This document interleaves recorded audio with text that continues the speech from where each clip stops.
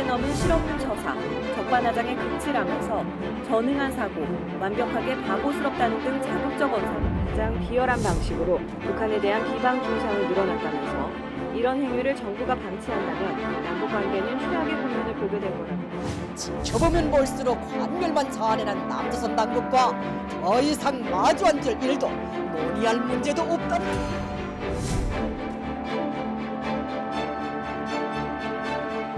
겉으로는 멀쩡해 보이는 사람이 정신은 잘못된 것이 아닌가 하는 걱정이 든다. 사대와 굴점은 자유를 부르는 존주곡이다. 모든 사태의 결과는 전적으로 북측이 책임져야 할 것입니다. 특히 북측은 앞으로 기본적인 예의를 갖추기 바랍니다. 연락사무소 폭파는 시작에 불과하며 향후 조치는 상상을 뛰어넘는 거라고.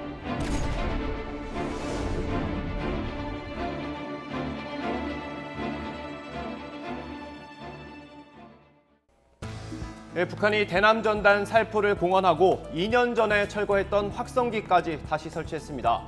역사적 순간으로 기록된 남북 정상의 판문점 선언을 하나하나 지워가는 양상입니다. 북한이 군사 행동까지 예고한 만큼 접경 지역의 긴장감은 갈수록 높아지고 있습니다.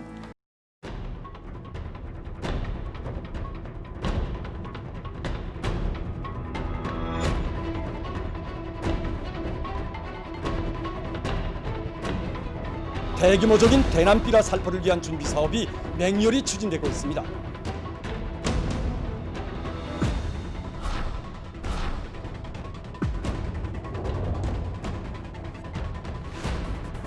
똑같이 한번 제대로 당해봐야 우리가 느끼는 혐오감을 조금이나마 이해하고 그것이 얼마나 기분 더러운 것인지 똑똑히 알게 될 것이다.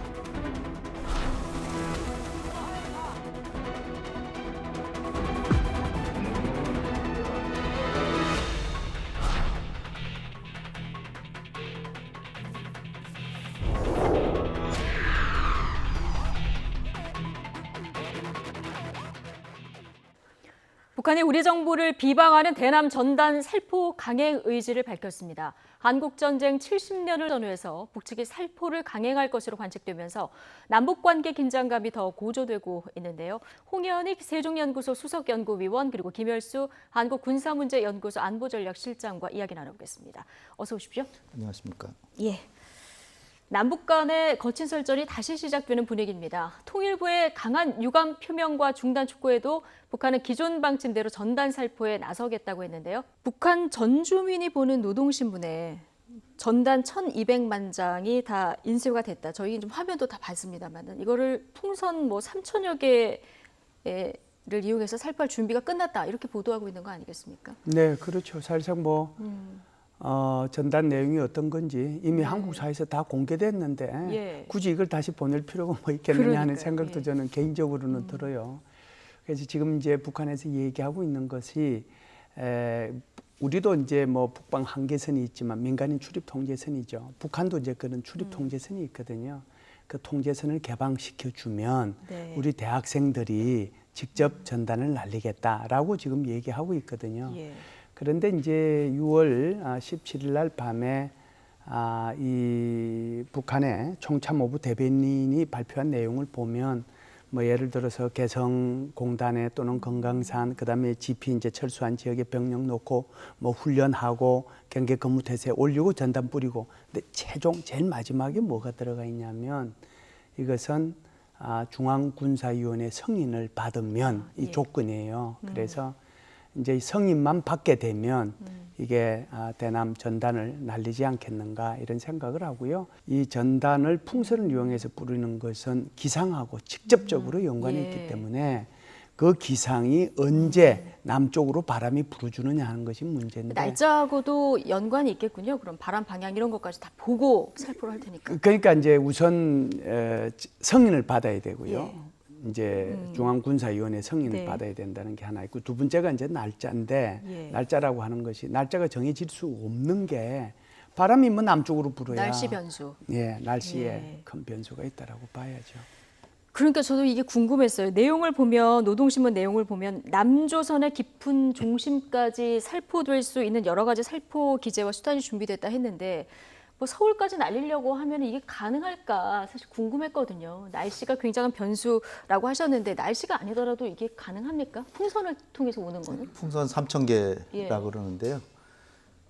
그러니까 그들이 참 한심한 게 도대체 지금 경제력이 50배나 이제 앞선 대한민국이 북한보다 뭘 그렇게 우리를 비난할 게 있는지 또 민주주의 체제를 독재 국가에서 민주주의 체제를 비난하는 전단을 보낸다는 게 그 무슨 의미입니까? 그래서 저는 도대체 무슨 내용을 할까 그랬더니 결국 우리 대통령 험담하고 예. 비방하고 그냥 개인적으로 모독하는 예. 참 딱합니다, 정말. 그리고 우리 정부에서 또 여당에서 대북 전단 살포를 지금 금지하는 지금 법을 만든다 그러는데 그 법 만들 명분이 또 거의 없어지잖아요. 그래서 정말 참 그들의 목적이 우리를 그냥 훼손하는 것 정도가 아니라 자기들이 그 국가 경제를 망친 거에 대해서 북한의 주민과 군이 북한의 정권을 욕하는 거를 생각도 못하게 하도록 하기 위해서 걸기대회도 하고 내가 아니라 나만이 때문에 모든 게 탓이다. 그래서 보내는 거니까 예. 이거는 진짜 전단 살포 그 자체가 목적이 아니라 북한의 정권을 욕할 수 있는 사람들이 그런 생각조차 못하게 그러니까 엄청난 바람을 일으키는 거죠. 예. 그래서 이게 사실 그들도 스스로 얘기하는 게 무슨 오물이다, 쓰레기다. 쓰레기나 오물을 치우는 맛이 어떤지를 보인다 그러는데 북한 말로는 역지사지. 그러니까 예. 자기네들이 보내는 게 오물이고 쓰레기라는 걸 스스로 얘기를 하고 있어요. 예, 앞뒤가 안 맞는다. 참 딱한 노릇이에요. 그리고 예. 이 사실과 다르니까 그나마 우리가 보내는 건 상당히 사실과 부합하는 내용이죠. 저는 전단 보내는 거 반대하지만 예. 그리고 전단의 내용이 우리가 보내는 것도 대한민국 이 정도로 잘 산다, 자유롭다 이런 것만 선전했으면 좋겠는데 공연히 그 김정은에 대해서 개인적인 모독을 막 하니까 평화롭게 지내는 걸 마치 싫어하는 사람들이 보내는 것 같아요. 제가 이렇게 전단을 보면 북한이 좀 조용히 한 2년 있었잖아요. 너네 왜 조용히 있냐? 싸우자. 왜? 너네들의 속성은 나쁜 놈들 아니냐? 근데 왜 평화롭게 지내냐? 싸우자. 그래서 그분들이 지금 어느 정도 성공하고 있는 거죠. 그래서 참 안타까운 노릇이다. 그래서 제 솔직한 심정은 우리 정부가 지금까지 전단 살포를 막지 못한 거에 대해서는 상당히 유감이다. 예. 그러나 향후에는 더 노력해서 못 보내도록 하겠다. 이거를 해주면 그나마 관계가 개선될 여지가 있다라고 봅니다. 근데 그 부분은 전혀 언급이 없더라고요. 그래서 아마 그들로서는 그런 얘기가 안 나오는 이상은 아마 계속 뭐 보내거나 그 소모적인 갈등이 있지 않을까. 전단 살포는 이미 좀 막았어야 되는 게 아니냐. 저는 이런 진작에 부분이 굉장히 금지법을 아쉽다. 진작에 제정했어요. 예. 어떻게 보십니까? 예, 그 지금 북한이 보내고자 하는 것이 어디까지냐면 지금 말씀하신 것처럼 우리는 잘 그런 말을 안 쓰는데 군사적인 용에 종신까지 보내겠다. 그러면은 이제 우리 후반까지 보내겠다라고 하는 거거든요. 그러면은 이제 풍선이야 뭐 서울 근방에 떨어질 수 있지만 종신까지 보낸다라고 하면은 북한이 여기서 종심을 얘기한 것은 아마 대전 근방일 겁니다. 그렇군요. 그러면은 이제 통상 한 150km 정도 될 텐데 우리 이제 탈북 단체들이 보낸 것이 한 150km 떨어진 평양에 도달했다는 거 아니에요? 그것 때문에 이제 뭐 평양에서 난리가 났던 거고. 근데 거기까지 보내려고 하면 풍선이 바람 위에서 갈 수도 있지만 그것이 못 갈 수도 있잖아요. 그래서 이제 드론을 이용해서 보냈다 이렇게 얘기를 하거든요. 우리가 제가 이제 지난주 똑같은 시간대에 와서 간단히 이제 말씀을 드리긴 했지만 2015년도 4월 달에 북한이 무인 항공기를 보냈잖아요. 그래서 청와대 촬영하고 돌아가다가 파주에서 추락한 거 우리 그 사진을 봤고 백령도에서도 이게 추락한 거 우리가 사진을 봤고 태백산맥에서도 등산객이 그걸 봤잖아요. 그래서 똑같은 모양이었고 길이는 한 2m 정도 되고 하늘 색깔이었고 거기에 흰 구름 정도 이제 흰 색깔을 넣어서 하늘을 이제 떠다녀도 그걸 뭐 쳐다봐도 이게 뭐 무인 비행기인지 아닌지 모를 정도로 이미 이제 북한은 그때 시험을 다 끝냈다라고 보거든요. 그래서 지금은 이제 그보다 훨씬 더 강력한 드론이라고 하는 것이 있지 않습니까? 그러니까 그래서 여러 가지 살포 기제와 수단이라는 거는 뭐 드론까지 포함한. 네, 거기에는 이제 무인 항공기도 들어가고 제가 볼 때는 뭐 드론도 무인 들어가지 항공기죠. 않겠느냐. 예. 그렇게 되면은 이상 물체가 우리 남쪽으로 넘어오는 거잖아요. 이런 게 더 긴장감을 고조시킬 수 제가 있겠군요. 볼 때는 삐라 내용보다도. 네, 삐라 예. 내용은 제가 볼 아무것도 때는 아닌 그걸 가지고 라고 할수 우리 있지만, 국민들이 지나가는 개도 지금 무슨 내용인데 이미 다 공개 또 됐잖아요. 그 북한이 왜 보내려고 하는지 저는 이해가 안 가요. 그래서 그거보다는 오히려 드론이나 무인 항공기로 보낼 때 그것이 이제 아무래도 넘어오는 거 가만 놔둘 수는 없는 거잖아요. 그러다 보면 이제 그걸 떨어뜨려야 되는 문제가 있고 그러다 보면 이제 군사적 긴장이 좀 높아질 가능성도 있는 것이죠. 예. 그런데 북한이 공개한 대남 전단 앞서 두 분 말씀하셨듯이 문 대통령 사진 위에 뭐 담배꽁초, 담배째 같은 쓰레기를 뿌린 사진까지 이제 공개를 했는데요. 하지만 과거 2018년 9월 19일로 돌아가 보면 평양 릉나 경기장에서는 평양 시민들이 문 대통령을 열렬히 환영하기도 했었죠. 그때는 이런 상황을 예상이나 했을까요? 당시 분위기 잠깐 보고 오시겠습니다.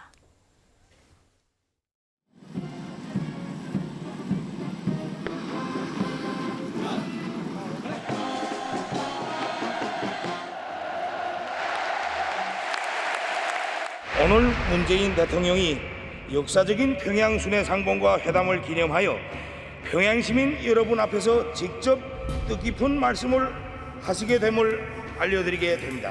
우리 두 정상은 한반도에서 더 이상 전쟁은 없을 것이며 새로운 평화의 시대가 열렸음을 8천만 우리 결여와 전 세계에 엄숙히 천명했습니다.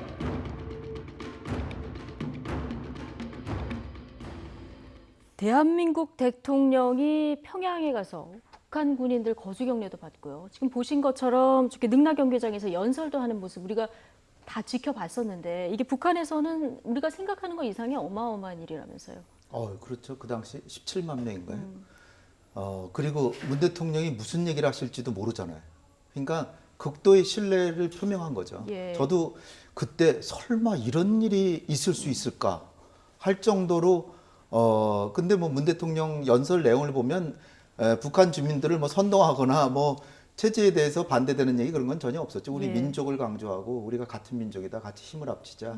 그리고 그 핵 없고 평화로운 시대를 만들자 뭐 이런 내용이었으니까. 그런데 그 내용을 떠나서 우리 대통령에게 평양 시민 하면은 그야말로 충성스러운 북한의 국민들 아니에요. 거기 평양에 아무나 못 삽니다. 네. 그러니까 그런 사람들 앞에서 자유롭게 얘기할 수 있도록 극도의 신뢰를 표명했는데 지금은 이제 180도로 돌아서 그동안에 우리 대통령이 약속한 게 거짓이었다. 뭐 이런 거죠. 이거 거기에 대해서 분노한다.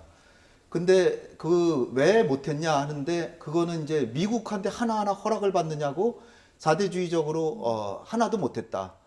한 게 뭐 있냐 들어봐라. 뭐 이런 식으로 지금 그러는 거죠. 그런데다가 이게 도화선이 된 거는 김정은을 직접 뭐 인간 백정, 핵 미치광이 때려 부시라. 막 이런 내용이 든 전단을 북한에다 막 보내니까 더 이상 참을 수가 없었던 거죠. 근데 이제 그 근본에는 김정은이 2년 동안 소위 한반도 평화 프로세스 노선을 갔는데 그 결과로 평양 주민이나 북한의 주민들이 겪는 지금 민생고, 그러니까 결과가 아무것도 없었다는 거예요.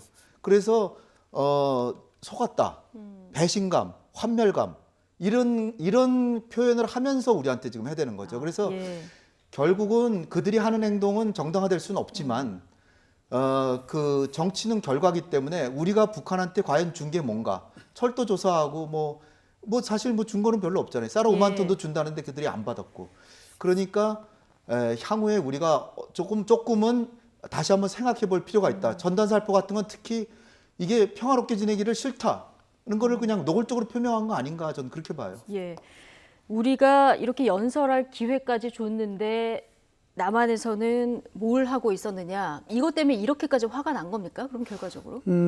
지금 홍 박사님이 두 개를 딱 나누어서 구분을 잘해서 설명을 해주셨다라고 생각을 해요. 대북 전단이라고 하는 것이 오로지 김정은 위원장에 대한 인신 공격만 들어있는 건 아니거든요. 우리 한국 사회 발전상도 들어있고 그 CD를 보면 한국이 얼마나 민주주의적으로 경제적으로 잘 살고 있는지도 다 들어가 있는데 그건 뭐 그쪽에서 관심이 없는 거죠. 관심 있는 것은 우리 생각하고 달리 김정은 위원장을 최고 존엄이라고 얘기를 하는데 거기에 대해서 북한 말로 얘기를 하면 감히 건드렸다라고 얘기하는 거죠. 그래서 그것 때문에 이제 이런 반작용이 왔다라고 보는 거고요. 두 번째는 지금 홍 박사님 말씀하신 것처럼 이걸 빌미라고 한다면 결국은 능라도에서 그렇게 해주고 그렇게 뭐 합의도 4.27, 9.19 뭐 백두산까지 다 가서 그렇게 했는데 사실상 북한한테 돌아온 게 뭐 있느냐. 그리고 나는 한국에서 이렇게 선거까지 참아줬는데 그래도 우리한테 돌아온 건 아무것도 없지 않느냐. 거기에 대한 어떤 그 좌절이라고 할까요? 배신이라고 할까요? 그런 것들이 복합적으로 작용해서 이런 모습으로 표출되고 있는 게 아닌가 근데 이런 생각을 전단 하죠. 살포만 보면 사실 우리는 일부 뭐 탈북자 단체에서 보내는 거지만 북한은 이게 대대적으로 당국 차원에서 보내는 거잖아요. 지금 굉장히 말씀을 잘 하셨는데요. 우리는 지금 이제 이게 4.27 판문점 선언에 대북 확성기하고 전단 보내지 말자라고 하는 것이 명시가 되어 있습니다. 그래서 그 전까지는 우리의 군에서 또 우리의 정부기관에서 전단을 같이 보냈거든요. 그러니까 우리는 군에서도 보내고 정부기관에서도 보내고 그리고 민간 차원에서도 보냈어요. 그런데 이제 그때 4.27 판문점 선언에서 그걸 약속을 했기 때문에 우리는 안 보내요. 그리고 대신에 이제 민간 단체에서는 지속적으로 보내왔죠. 북한에서 지금 계속해서 노동신문을 통해서 얘기하는 것은 정부, 당, 국가는 싹 빠지고 전부 다 내세우고 있는 것이 세상에 저는 북한에서 민심이라는 단어를 이렇게 쓰는 줄은 저는 처음 알았어요. 주민들을 지금 앞에 내세우는 그렇죠. 거죠. 주민들을 다 앞으로 내세우고 학생들을 내세우고 단체를 내세우지 자기네들은 안 나서는 거예요. 그래서 왜 그러느냐. 우리 주민들이 지금 화가 났다는 거예요. 그래서 이제 주민들을 내세우고 있는데 그걸 우리나라 사람들이 모르는 사람이 누가 있겠어요. 사실상 주민은 내세우지만 주민은 동원하는 거고 북한 스스로가 이걸 정부 스스로가 기관 스스로가 한다는 건 다 아는 거죠. 우리가 어떻게 대응을 하는 게 맞을까요? 그러니까 일단은 뭐 북한이 우리 대한민국 국민의 생명을 위협하거나 국토를 훼손하거나 아니면 영토에 침범하거나 그럴 때는 국방장관이 얘기했죠. 좌고우면하지 않고 바로 즉흥적으로 단호히 격퇴. 그래서 천안함 폭침이나 연평도 포격, 노쿠 기순 이런 거 당하지 말고 미리미리 사전에 점검해서 대비하고 만약에 도발이 있으면 즉흥적으로 해야 되고요. 그러나 냉철하게 따져보면 북한 정권은 독재 정권이고 지금 민생고가 뭐 극에 달하고 너무나 어려운 상황이기 때문에 그들은 평화를 깨면서라도 정권을 유지하고 책임을 외부로 돌리려고 그러거든요. 근데 우리는 평화가 그 자체가 너무나 소중하잖아요. 대한민국 국가 신인도도 그렇고 평화가 깨지니까 저도 뭐 한동안 YTN 별로 안 나왔는데 이거 뭐 평화 깨지니까 맨날 불러요. 마찬가지예요. 이게 우리한테는 그만큼 평화가 소중한 거예요. 그래서 그 평화는 우리가 노력해서 지켜야 되는 겁니다. 그래서 우리가 먼저 평화로운데 왜 평화롭냐고 하는 행동을 하는 건 최하의 정말 가장 나쁜 정책이다.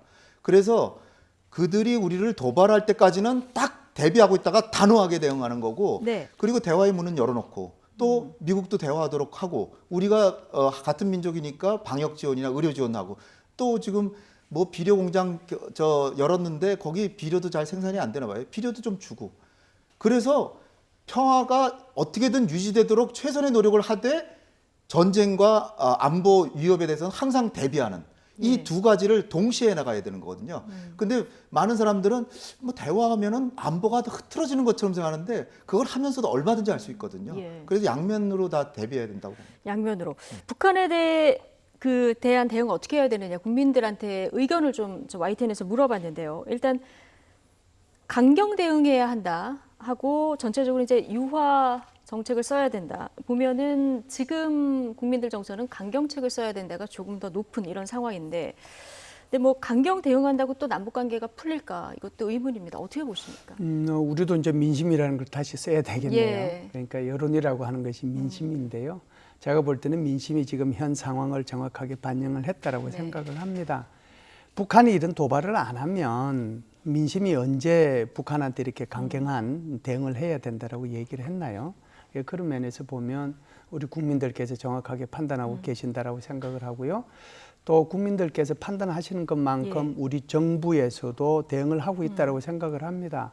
우리가 이제 3가지 기관에서 북한에 대한 대북 경고를 했는데요. NSC에서는 엄중 경고했잖아요. NSC 차장이 직접 나서서 엄중 경고했습니다. 그리고 청와대 우리 대변인이라고 할까요? 소통수석도 나서서 엄중하게 경고를 했죠. 그리고 이제 대한민국의 합참 작전부장이 직접 나서서 만일에 군사 도발을 하면 여기에 대해서 값비싼 대가를 치를 것이다. 충분하게 저는 이제 보냈다라고 생각을 해요. 문제는 이런 거죠. 지금 현재 이제 북한에서 얘기하고 있는 것은 단계별로 상상을 초월하는 그런 조치를 취해 나갈 거라고 얘기했잖아요. 그래서 이제 1단계는 남북 연락사무소의 파괴고 2단계는 이제 제가 좀 전에 말씀드렸다시피 총참모부 대변인이 얘기했던 그런 조치들이고 거기까지만 하더라도 9.19 군사합의 정도를 파괴하는 거지 우리 한국에 대한 대남 도발, 군사적 도발을 하는 게 아니거든요. 문제는 이제 3번째 단계부터 시작이 되는 거죠. 3번째 단계가 이제 우리 한국에 대한 군사 도발이 될 거고 4번째 단계가 이제 전략적인 도발, 그러니까 ICBM 발사나 SLBM과 관련된 그런 것들이 될 텐데 지금 이제 한국 국민들께서 이렇게 여론에 응한 그 결과를 보면 이미 3단계를 예상하고 있지 않은가 그런 생각이 듭니다. 국민들이. 그렇죠. 그래서 2단계까지는 적어도 우리 한국 국민들에 대해서 우리 영토에 대해서 도발이 아니기 때문에 제가 이거는 뭐 어쩔 방법이 없다라고 생각합니다. 그러나 3단계를 넘으면 절대로 용서하지 못할 일이죠. 거기에 대해서 이미 청와대에서 경고를 하고 우리 합참에서 경고를 했습니다. 그럼에도 불구하고 이런 일이 생기면 이건 안 되죠. 지금 뭐 북한이 서해 그 해안 그 포문을 열어놓긴 했지만 지금 아직 해안포 배치를 하거나 이런 군사적 움직임은 아직 없다 이렇게 전해지고 있는데 만약에 최악의 상황을 대비한다면 어떤 그게 바로 예상해 볼 수 있을까요? 제가 이제 김정은 위원장이 함흥까지 날아간 것은 우리 지금 언론에 보도돼 있고 함흥이나 원산에서 다시 평양으로 돌아온 것은 아직 안 나오고 있거든요. 제가 볼 때 이 참매 1호가 이렇게 언론에 공개되는 것도 이례적인 거고 저는 뭐 김정은의 전용기. 그렇죠. 상상을 초월하는 거라고 생각을 하는데요. 제가 볼 때는 금명간에 노동당 중앙군사위원회가 열릴 거다라고 생각을 해요. 노동당 중앙군사위원회가 열려야 여기에 대해서 승인을 받도록 돼 있거든요. 그러니까 여기에 명시를 해놨어요. 승인을 받겠다고.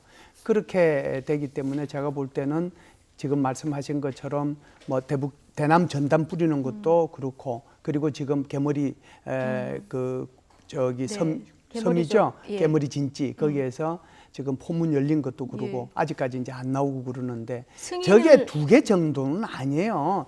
서해안 쭉 따라서 NLL 쪽으로 해가지고 북한 지역으로 보면 거의 뭐 평양까지 그 서해안 섬 쪽에는 저런 그 포구들이 다 있어요.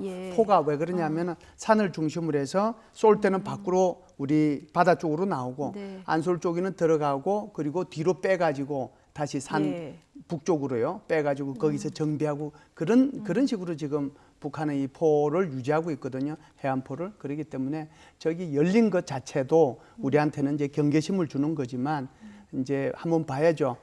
이 노동당 중앙군사위원회가 언제 개최돼서 어떤 결정을 내리는지 아마 그건 공개하리라고 봅니다. 북한이 그럼 이런 상황에서 남한의 대응을 볼 텐데요. 우리는 그럼 어떻게 해야 됩니까?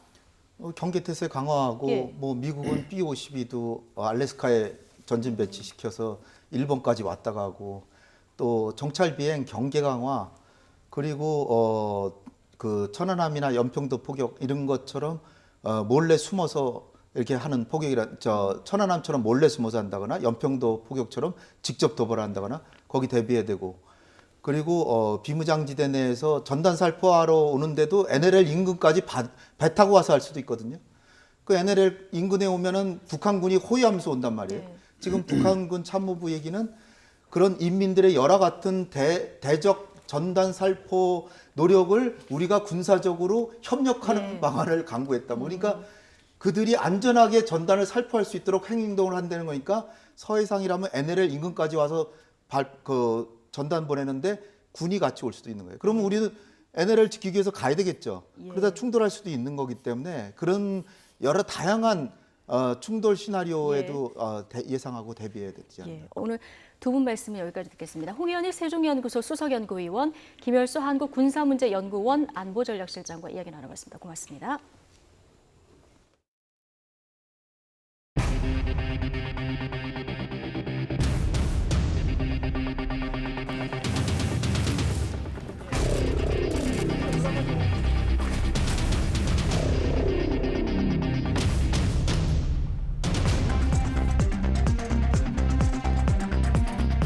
이게 시작입니다. 이제 포천을 비롯한 접경 지역에 어떠한 전단 살포 행위도 있을 수 없습니다.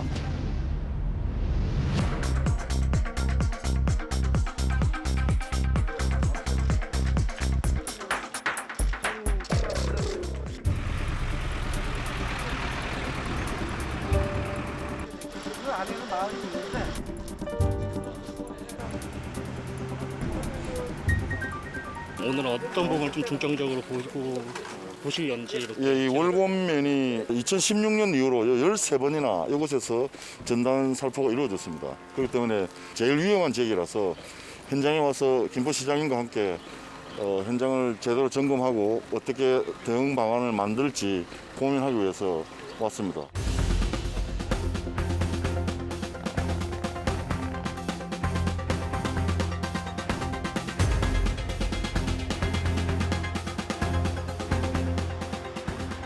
위험 구역으로 설정된 지역에서 전단을 운반하거나 또 전단을 살포하기 위해서 가스를 움직이는 행위까지 저희들이 사전에 조치할 수 있습니다.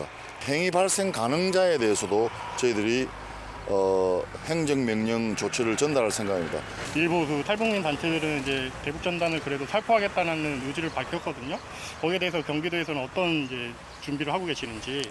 자유북한 운동연합에서 수시로 접경 지역 말고에서도 지금 시도를 하겠다고 해서 저희들이 신속 대응반을 구성해서 어떤 일이 벌어질지 모르는 상황에 대해서 또 예정 가능한 일에 대해서도 살포 행위에 대해서도 저희들이 신속하게 대응해서 조치할 수 있도록 또 사전 예방을 하기 위해서 만반의 준비를 하고 있습니다.